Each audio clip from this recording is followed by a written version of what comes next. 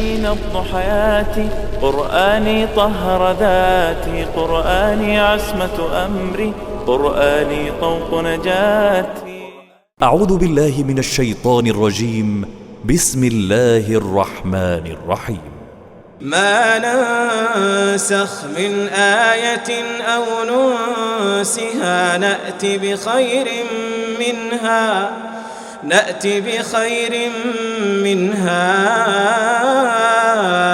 أو مثلها.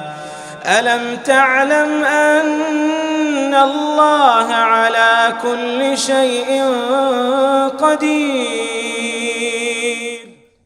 آج کے سبق میں ہم انشاءاللہ سورۃ البقرہ کی آیت نمبر 106 کو گرامیٹیکلی انالائز کریں گے، اور اس آیت کی تلاوت ابھی آپ نے سماعت فرمائی اور آیت آپ سکرین پہ لکھی ہوئی دیکھ رہے ہیں.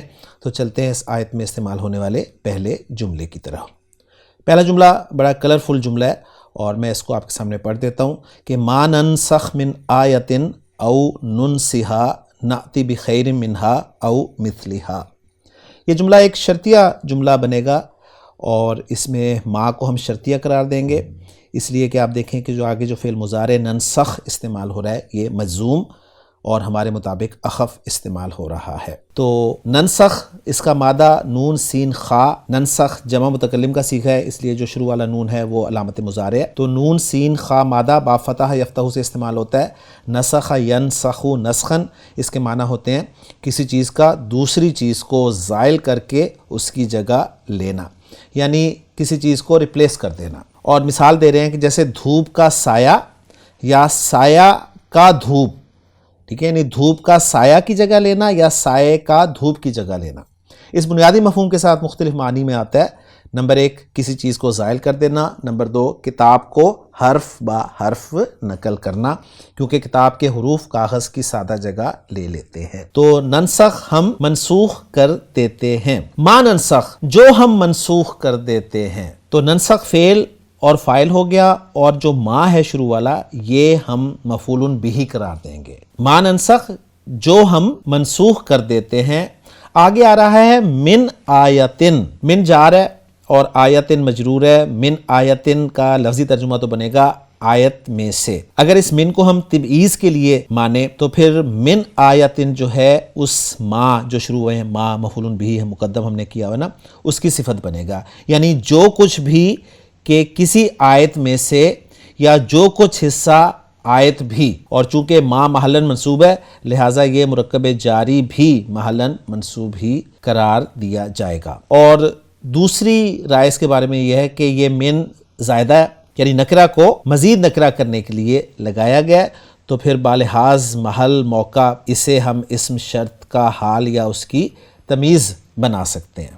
یہ رائے بھی گرامر کی کتابوں میں موجود ہے. آگے آ رہا ہے او حرف عطف ہے اور اس کے بعد ہے نن سیہا. اب یہ ننسی جو ہے یہ عطف ہے ننسخ پر، اس لیے کہ ننسی جو ہے یہ بھی مجزوم ہے اور ننسی جمع متکلم کا صیغہ ہے. اور اس کے لیے آپ نیچے دیکھیں باب فعال انسا یا ینسیو انسائن. باب فعال کا حمزہ زائد ہوتا ہے تو اسے اگر ہٹا دیں تو نون سین یا مادہ آپ کو مل جائے گا. تو اس کا مادہ ہوا نون سین یا، باب فعال میں آیا انسا یا بن گیا ماضی کا صیغہ اور یون سی یو بن گیا مضارع کا صیغہ. اور نون سین یا مادے کو سامنے اگر رکھیں تو ہمیں پتہ چلتا ہے کہ یہ غیر سی افعال میں سے ناقص فعل کا مادہ ہو گیا. کلیئر ہو گیا؟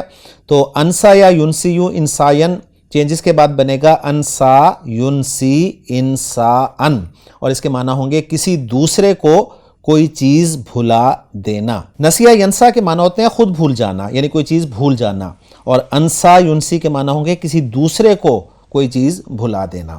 اور اس کے لیے سورہ حشر کی آیت کا ریفرنس خان صاحب نے دیا ہے.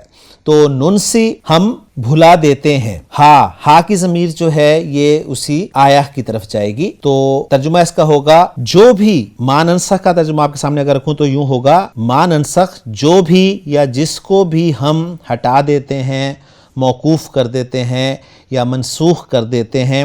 اور پھر من آیتن کا ترجمہ اگر میں کروں تو کچھ یوں بنے گا کسی آیت میں سے یا کسی آیت کا کچھ حصہ. او ننسیہا، یا ہم بھلا دیتے ہیں اس کو. ما ننسخ من آیاتن کو ہم معطوف علیہ قرار دے دیں گے اور ننسیہا کو ہم معطوف قرار دے دیں گے اور معطوف علیہ اپنے معطوف سے مل کر شرط بن جائے گا اور جواب الشرط جو ہے وہ پھر آگے آئے گا کہ ناتی بخیر منہا او مثلیہا. ناتی جو ہے یہ عطا یاتی حمزہ تا یا مادے سے جمع متکلم کا صیغہ ہے اور یہ بھی اخف ہوا ہے، یعنی عطا یاتی کا جمع متکلم کا صیغہ ہوگا ناتی، اور ناتی جب اخف ہوگا تو اینڈ پہ آنے والی یا جو ہے وہ گر جائے گی اور وہ بچ جائے گا ناتی. عطا یاتی کے معنی ہوتے ہیں آنا، لیکن جب یہ با کی پریپوزیشن کے ساتھ استعمال ہوتا ہے تو اس کے معنی ہوتے ہیں لانا.